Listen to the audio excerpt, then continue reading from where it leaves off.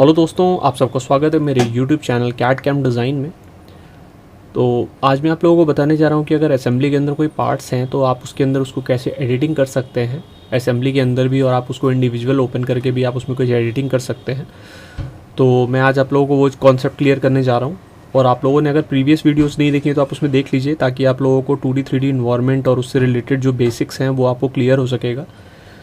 और अभी तक जिन्होंने मेरा चैनल को सब्सक्राइब नहीं किया, सब्सक्राइब ज़रूर कर लें और उसमें बेल आइकन बन के आएगा, बेल आइकन भी ज़रूर प्रेस कर लें, ताकि मेरी जितनी भी आने वाली इस तरीके की इन्फॉर्मेटिव वीडियोस होंगी वो आपका लिंक, उसका नोटिफिकेशन आपको मिलता रहेगा, ताकि आप लोग भी इस तरीके के सॉफ्टवेयर्स को ईजिली घर बैठे सीख सकें। तो मैं आज आप लोगों को बताने जा रहा हूँ कि अगर आपका असेंबली में कोई पार्ट्स रखा हुआ है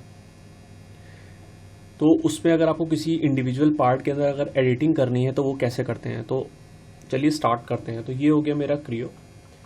सबसे पहले मैंने आप लोगों को बताया था कि सबसे पहले आपको वर्किंग डायरेक्टरी सेट करनी होती है। तो वर्किंग डायरेक्टरी कैसे सेट की जाती है, एक न्यू फोल्डर बना लीजिए, उसका नाम डाल देते हैं पार्ट 11। यह है, ठीक है। Set working directory.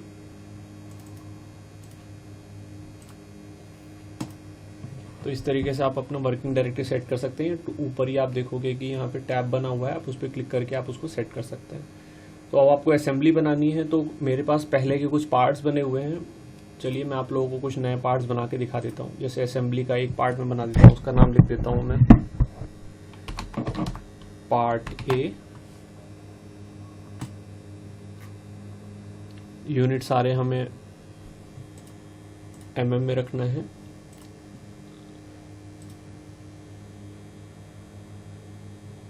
देखिए सॉफ्टवेयर्स बहुत सिंपल हैं, इनके कुछ बेसिक्स हैं, बस आपको उनका ध्यान रखना है। इसमें जल्दीबाजी ना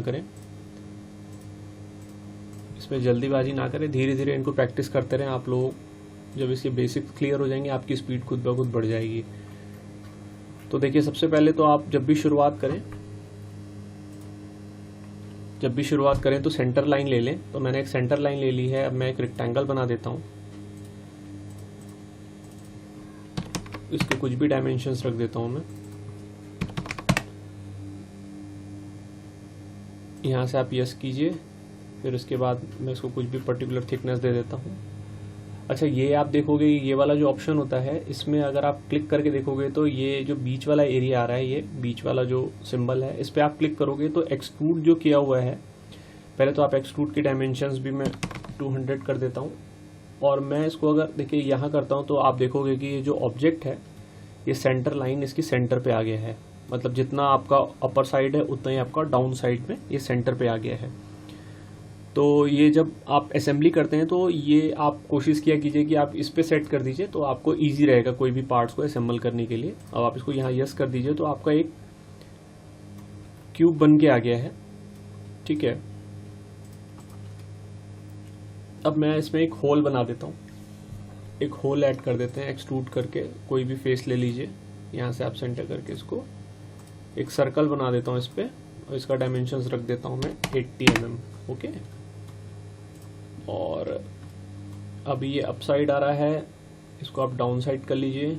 डाउन साइड मान लो मैंने 30 mm इसको डाउन साइड कर लिया, और इसको यहाँ से आप सब्सट्रैक्ट कर दीजिए।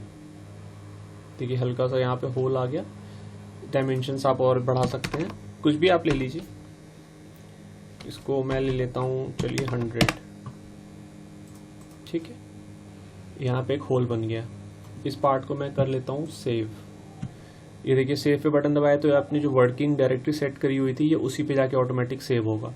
इसलिए आप वर्किंग डायरेक्टरी ज़रूर लें, नहीं तो पार्ट आपके इधर उधर सेव हो जाएंगे। तो जब आप नेक्स्ट टाइम ओपन करोगे तो वो पार्ट को रिट्रीव नहीं कर पाएगा और मिसिंग पार्ट दिखा के एरर शो करने लगेगा। अब मैंने एक पार्ट बना लिया है। अब इसकी अगर आपको डायमेंशंस चेक करनी है तो कैसे चेक करेंगे, एनालिसिस पे जाके मेजर लिखा हुआ है, इसमें कई सारे सिंबल्स हैं। अगर आपको डाया चेक करना है तो यहाँ पे जाके इसकी सर्कल, तो ये दिखा रहा है 80 mm का डाया है, 40 mm का रेडियस है। तो आपका एक पार्ट बन गया। मैं एक और नया पार्ट बनाता हूँ, इसको पार्ट बी दे देते हैं नाम, पार्ट बी।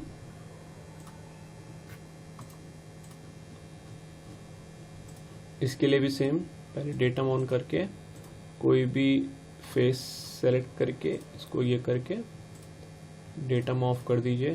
सेंटर लाइन ले लेते हैं, ये एक सर्कल बनाते हैं। अब जैसे उसमें डायमीटर मैंने 80 mm था, तो इसमें मैं कर देता हूँ इसको 78 2 mm, इसको छोटा लेके, और इसको भी अगर आप सेंटर पे करना चाहें तो कर सकते हैं। और उसका डेप्थ हमने दिया था 60 mm, तो आप इसको ले लीजिए 70 mm। ओके, ये मैं जनरल आप लोगों को बस असेंबली के अंदर कैसे एडिटिंग की जाती है बस वो समझाने की कोशिश कर रहा हूँ। इसको भी सेव कर देते हैं, ये हो गया सेव। अब आपको जाना है असेंबली में। अब आपके 2 पार्ट्स बन गए हैं। अब असेंबली में जाइए और इसको आप कोई भी नाम दे दीजिए, ASM1 दे दीजिए। बाकी आपको इसमें से कुछ भी नहीं कुछ करना है, ओके कर दीजिए। पार्ट्स किस में आपने बना रखा है, mm यूनिट में, ओके कर दीजिए। असेंबली का इंटरफेस ओपन हो गया है। असेंबली का इंटरफेस ओपन होने के बाद आप सबसे पहले असेंबली पे क्लिक कीजिए। फिर आपको जो बेस पार्ट है, जो बेस पार्ट रहेगा जो आपने पहले बनाया हुआ है, उसको आप ओपन कर लीजिए। और अभी देखिए इसका कलर जो आ रहा है वो पिंक आ रहा है। इसका मतलब ये कंस्टेंट नहीं है, इसका मतलब ये अभी आप इसको कहीं भी मूव कर सकते हैं, रोटेट कर सकते हैं, किसी भी एक्सिस में रोटेट मूव कर सकते हैं। तो इसको अगर आपको फिक्स करना है तो जो भी सबसे पहला पार्ट आता है उसको हमेशा फिक्स कर लेना चाहिए। तो ऑटोमेटिक पे जाके इसको डिफ़ॉल्ट कर दीजिए। जब आप यस करेंगे तो आप देखोगे अब इसका मूवमेंट नहीं होगा, अब ये फिक्स हो गया अपनी जगह। अब आपको दूसरा पार्ट लाना है, तो दूसरा पार्ट लाने के लिए आपको क्या करना पड़ेगा, फिर से असेंबली पे जाइए, दूसरा पार्ट करिए।